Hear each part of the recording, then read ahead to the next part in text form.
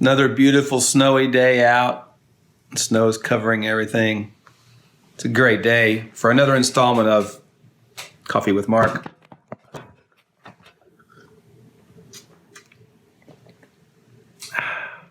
Today's coffee is a Bali Kintamani. It's from Indonesia.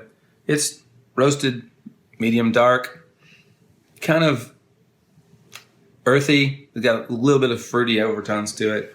It's quite a good coffee on a day like this. And I was thinking on today about this psalm that David wrote, Psalm 51. It was a psalm of his repentance. And he wrote these words, "Purge me with hyssop, and I will be clean. Wash me, and I will be whiter than snow. Let me hear joy and gladness. Let the bones you have broken rejoice. Hide your face from my sins. Blot out all my iniquities. Create in me a clean heart, O God, and renew a right spirit within me." You know, sometimes we forget that the Psalms are just poems. It's Hebrew poetry. And poems are art. And art is forged in the everyday experience of life. And poems are crafted from the experience of everyday souls. And so sometimes it's the difficult experience. Sometimes it's the rejoicing experiences. But David was a consistent worshiper. He worshiped in every season of his life. He was a worshiper in the good times, when the Ark of the Covenant came up and the presence of the Lord was with Israel. When he was victorious in battle, he wrote lots of psalms that were rejoicing songs. But he also wrote these poems of desperation in the worst times of his life, when he's hiding in caves, when people are seeking his life, trying to kill him. He wrote these songs of praise. He wrote these thoughtful songs that said, God is with me, even though they rise up against me. 10,000 may rise up against me around about, yet you are for me, Lord, and you are a shield for me. You're the glory, the lifter of my head. He saw the Lord even in his difficult times, even in his repentance, in his difficult times when he was praying for this child that was sick, the child that was conceived with his sin, with Bathsheba. Yet when the child died, it says he arose and he washed himself and he worshiped. That's heavy, man. When you are living in the result of your sin and your heart is broken and you've broken everybody and you're in a position of authority and everybody knows it, that's hard. To get up and worship. See, reactions like this don't just happen. They just don't happen out of a vacuum. Reactions like this are built into a life over a period of years of a secret walk with God. You don't just erupt in worship in the worst times of your life. When you're facing fear, facing danger, seeking counsel. All of these times in David's life, he would seek the Lord, he would worship the Lord in the midst of that. So that doesn't just happen. David had a secret life, a secret relationship with God. He had a public worship life, but he had mostly a private worship life. And I want to talk about that just a second, because I'm reminded of 1 Samuel 16:18. And maybe you remember that the situation was David had just been anointed king unexpectedly, you know, the youngest, the shepherd, the one doing the menial tasks, he was anointed king. And then apparently sent back out to the field to shepherd his sheep. But there was something going on in Saul. There was an evil spirit that was coming upon Saul, and Saul was being tormented by this evil spirit. And his servant said, "Why don't we call a musician and let them play, and it'll bring you some relief?" And Saul said, "Bring me such a man." And one of Saul's servants said this. He said, "I have seen a man, son of Jesse of Bethlehem."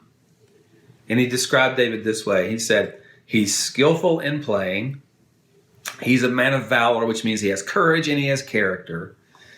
He's a man of war. He's thoughtful in speech. He carries himself well. He has a good presence. and the Lord is with him. David was marked by the presence of God. The way he carried himself, his character, but the presence of God. Now, it's interesting. The guy said, I've seen this man, David. Now, here's my question. Where did he see him? Where did he ever see David? I mean, at this point, where had David been? The only place we know David has been is in the field with his sheep. David wasn't touring Palestine with his band, showing his licks off and saying, hey, I'm a hot dude and the Lord's with me. He was just in the field being faithful. He was in this he wasn't in this public arena. He was in this private arena, developing mentally, physically, spiritually, socially, just as Jesus did in Luke 2:52. He went up and he submitted to his parents, and he was growing. He grew in wisdom and stature, in favor with God, in favor with man, mentally, physically, socially, spiritually. He matured. He came into a person. He grew into a person that was ready. Okay, so what I want to say to you is that we have to have a secret life with God. The edge of our lives is the secret life with God. The edge of our life, the edge of our ministry, the cutting edge, the active work of the Spirit, the effective part of our ministry is who we are. It's not what we do. It's not just that we play well, although we should strive to be excellent, but it's who we are. We minister out of who we are. And our character and the fact that the Lord is with us and the fact that we have a private worship time affects our public worship times. Our private life with Jesus affects our public life with people. Our interaction with God affects our interaction with people. Our worship in secret affects our worship in public.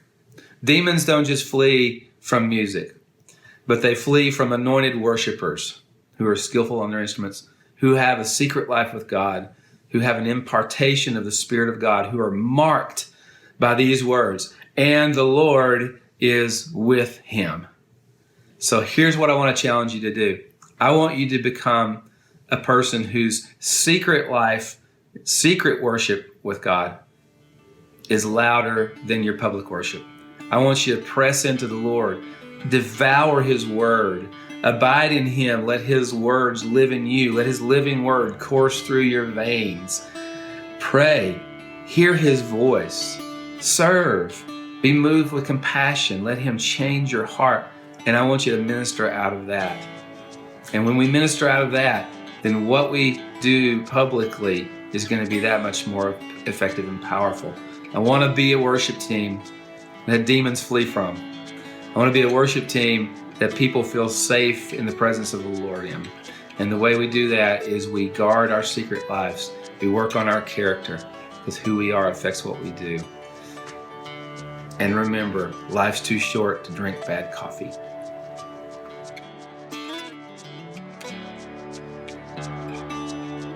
Hey everyone, thanks so much for watching. If you enjoyed this video, feel free to like, comment, and share, and check out our other videos. Also, if you want to see how we are multiplying healthy leaders worldwide, you can check out markmedley.org. And remember, life's too short to drink bad coffee.